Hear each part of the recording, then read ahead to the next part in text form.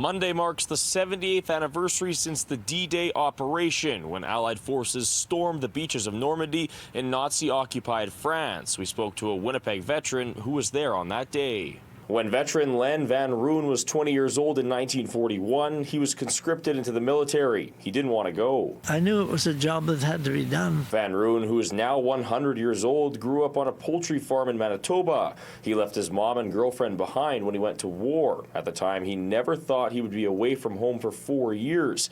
During his time in the military, he wrote 1,200 letters to his girlfriend Verna, who eventually became his wife of 64 years. She passed away, but Van Roon still has every single letter he wrote to her during the war. The bride-to-be to wait for 4 years is almost unbelievable. She was just a beautiful person.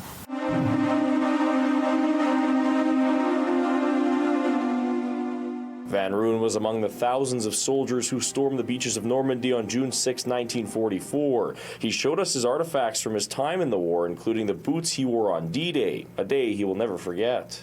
It was pretty nasty on the approach, but luckily a big wave came along and pulled the landing craft back, and we went head first into the water, and that's what they were firing at us, you know.